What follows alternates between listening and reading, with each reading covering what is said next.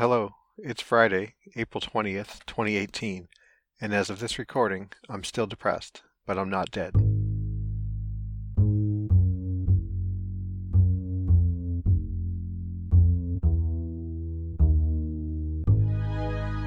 So I'm on a break here at work, and I thought I would try to record a show. I'm out in the middle of a parking lot near downtown Minneapolis, so there's construction going on, buses going by, all sorts of things, so I apologize for the background noise, assuming it comes through. Um, so when I was 6 years old, I was hit by a car.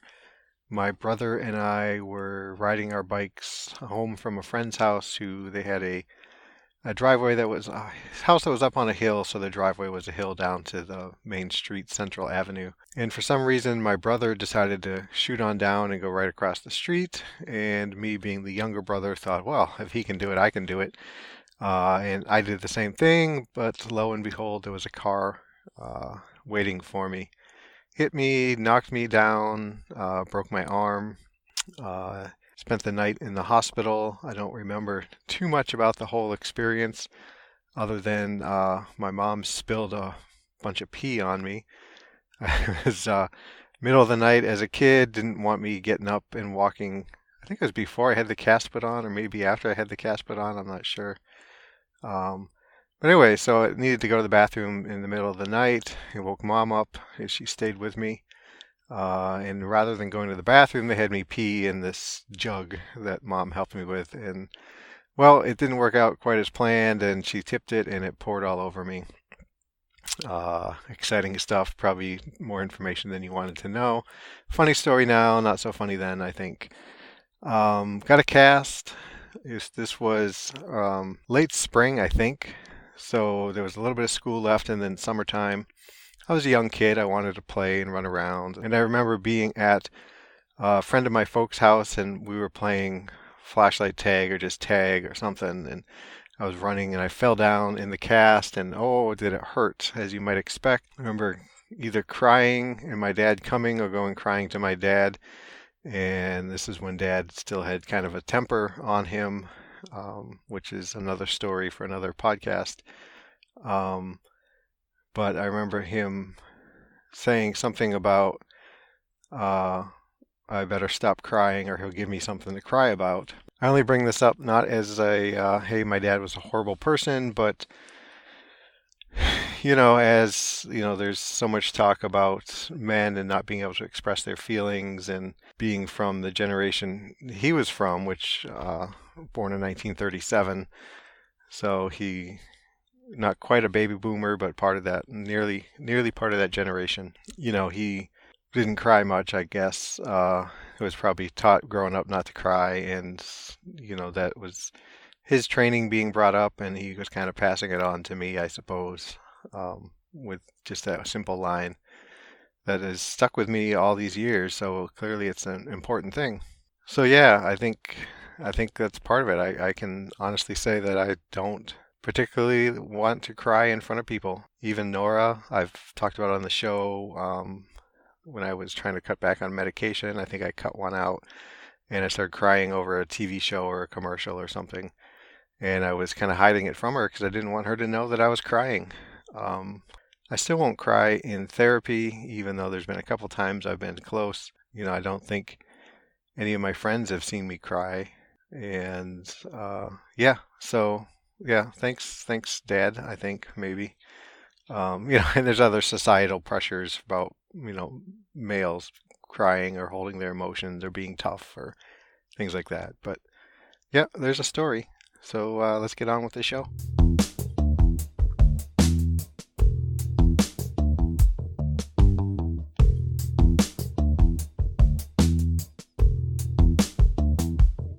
I'm not really sure what the topic du jour is going to be today. Does that mean topic of the day? Du jour? I don't know. But I wanted to get a show out because it's been about a week, and I really want to get on this, once a week kind of program, putting out shows. So Nora and I talked about a little bit on the last show how we were looking to purchase a house in North Carolina. We had a fallback plan of a rental house. And at the time, we weren't really sure what was going on. We knew the house that we wanted to buy wasn't maintained particularly well. We were, I think at that time, still waiting on the inspection report to come to us. Yeah, so we weren't really sure what to expect, what the inspection was going to find as far as, not inside the walls, obviously, but on the roof, in the attic, in the crawl space under the house, things like that.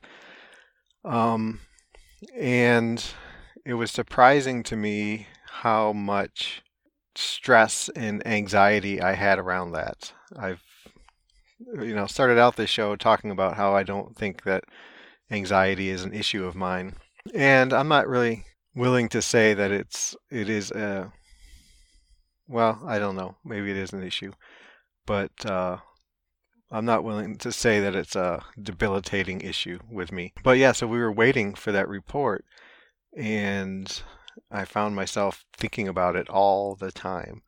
When are we going to get the report? When are we going to get the report? What's the report going to say? Is it going to be good? Is it going to be bad? What? And finally, we got the report, and it wasn't that great. There's lots of moisture issues and blah, blah, blah, blah, blah, blah, stuff you guys aren't interested in, I suppose. But it was enough that we were concerned, and it was written just vague enough that we weren't really sure what it meant and what the future prognosis would be. Is this an issue that is, was a problem and got fixed, and now there's just some wood discoloration? Is this a problem that's ongoing? Is this a problem that is to the point where it was, an entity of its own, and, mold or rot or whatever was taking over the house? We just didn't know. There wasn't that much information. And so we got back with the realtor and asked, hey, can we get a general contractor out there who can give us an estimate on all these things that came up in the report specifically? And Nora outlined quite a few. And we waited, and I found myself just wanting to shut down. We had invested a certain amount in this house emotionally, which I think we've mentioned. So, I really wanted it to work out. I pictured us living there. I pictured the room with my girls who could come visit anytime they wanted and have a room of their own.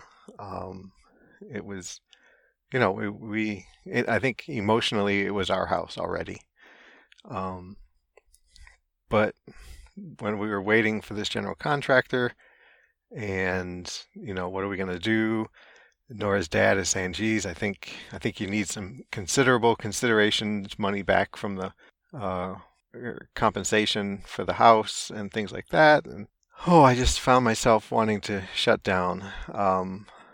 I, would get up in the morning and be able to focus on work, as little focus as is required for this job. But then once work was done and I was supposed to head home, I found myself not really wanting to head home because I just didn't feel right. I felt like if I went home, I would just shut down and ignore the kids and ignore Nora. And so I would take my time getting home, which I guess is the equivalent of shutting down and ignoring them, but it's not right in my face that way, right? It's I'm still doing some work or whatever. It's not like I was out till 9, 10 o'clock at night. I was just, rather than being home when the kids got home from school, I got home closer to dinner time. I had DBSA group that I went to on Wednesday, and I pretty much stretched out my day to where I didn't have to spend much time at home.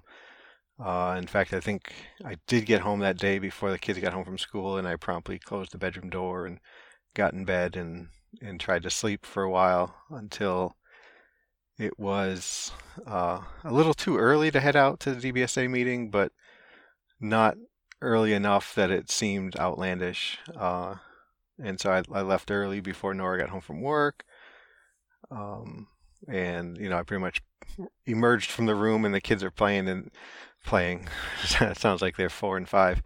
uh, were in their rooms doing their things, and I just popped my head in there and said, "Hey, I'm off to do my group thing.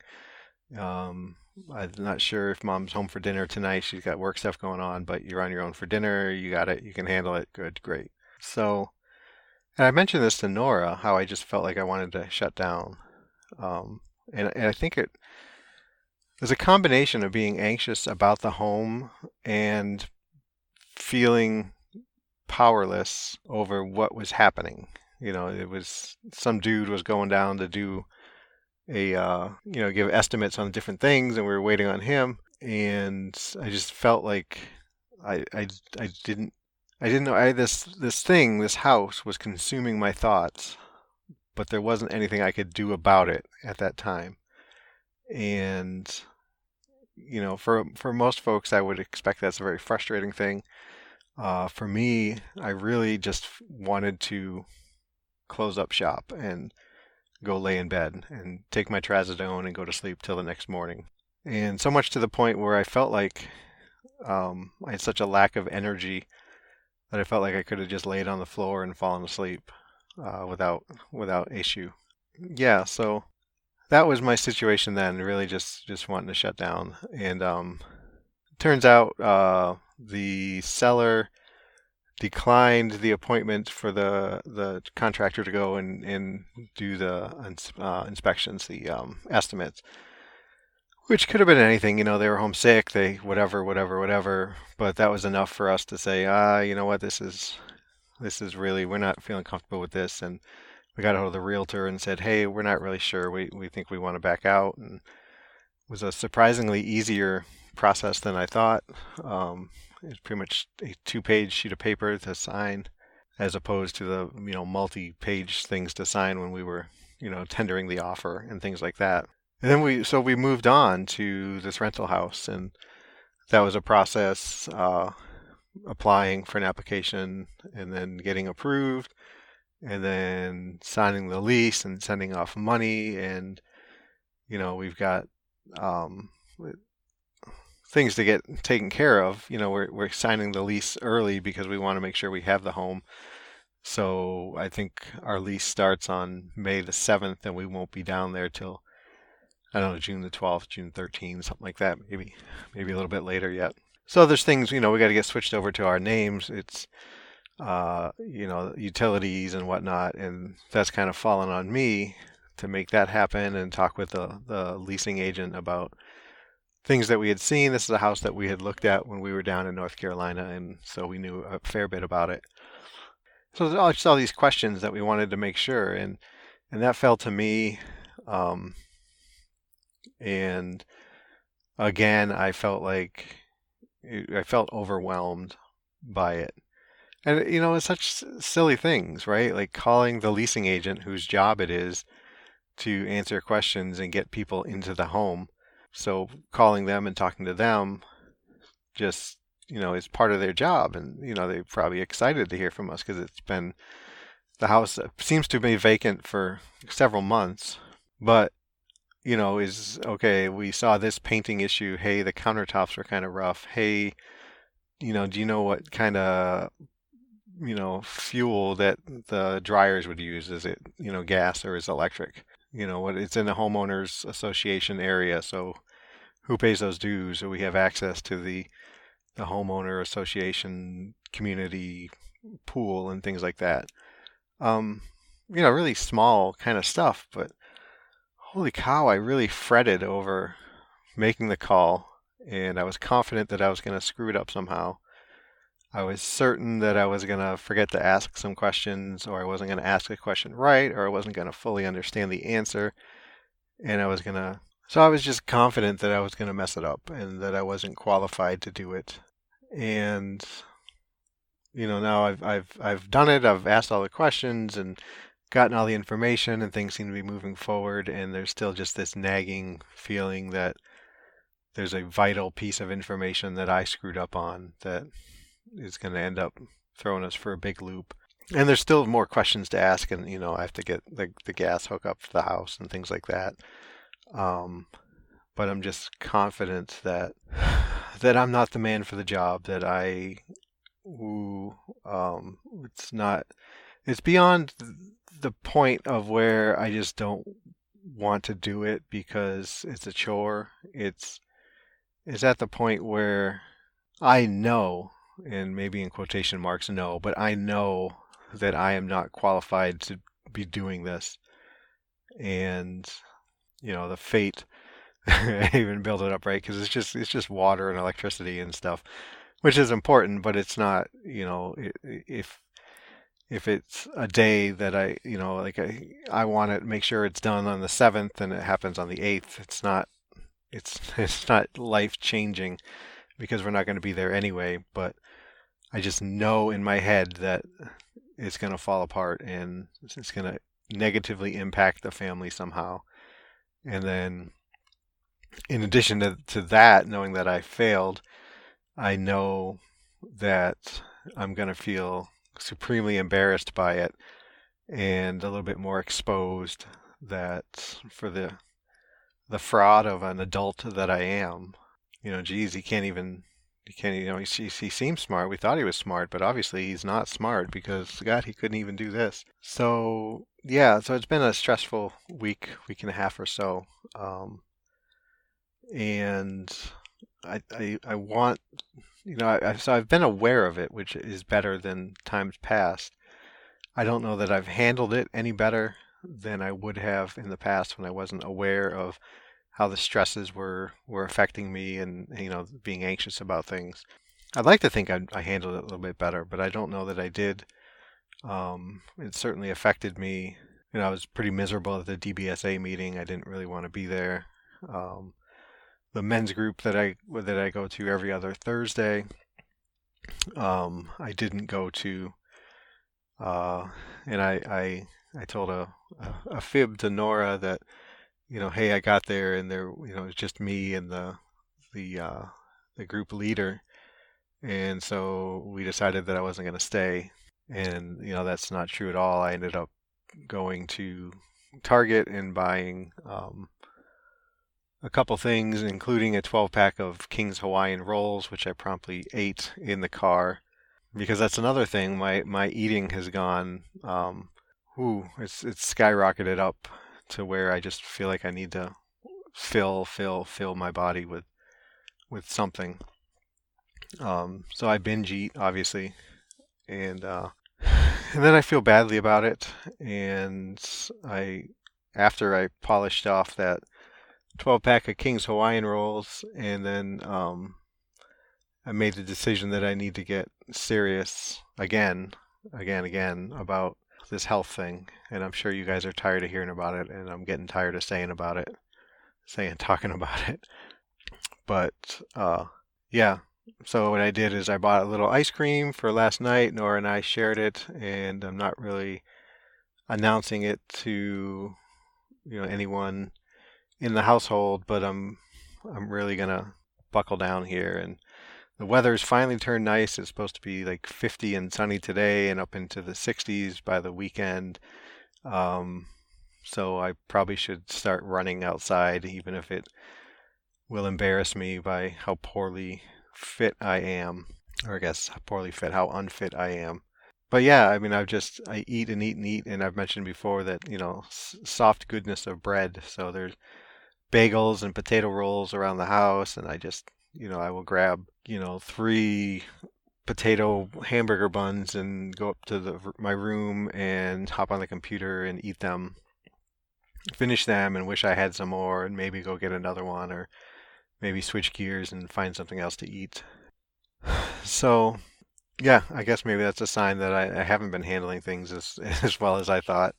It's clear and clear and clear more all the time that I am a nervous eater. I'm also a bored eater, but I'm a nervous eater, and I've proven that this past, well, probably 2 weeks, 3 weeks that I've been back off the wagon, as it were. So what the heck was I talking about? How did I get here? Yeah, so I think I guess I've proved myself wrong, but I'd like to think that I'm handling it a little bit better. And hopefully if I can start doing a little bit of exercising, which The past couple weeks I haven't really had that opportunity. I've been working more hours, making up for the trip to North Carolina. Um, and that ends tomorrow. I'm working these past 2 Saturdays, and then next week I'm back to a regular schedule, which will provide me afternoons when I can go to the gym or just, go home and, strap on with sneakers and go out for a run, walk, whatever it might be. Yeah, boy, the babbling is here. So with that, I think I'm gonna close this episode. Um, do a little bit of housekeeping. If you guys can go over to iTunes or Spotify or Google Play and subscribe to the show so you get the latest episode as soon as it's out.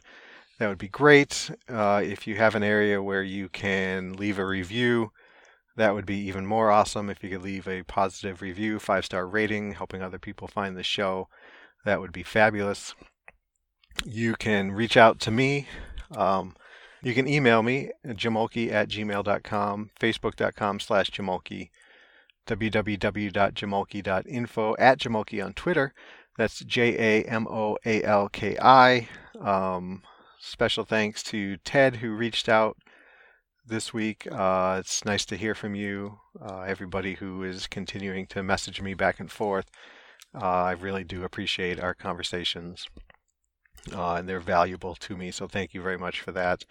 You can text me at 248-648-1419. Texts only. You could call it and leave a voicemail, but I wouldn't be able to use it to call you back. So reach out to me. Let me know how you guys are doing.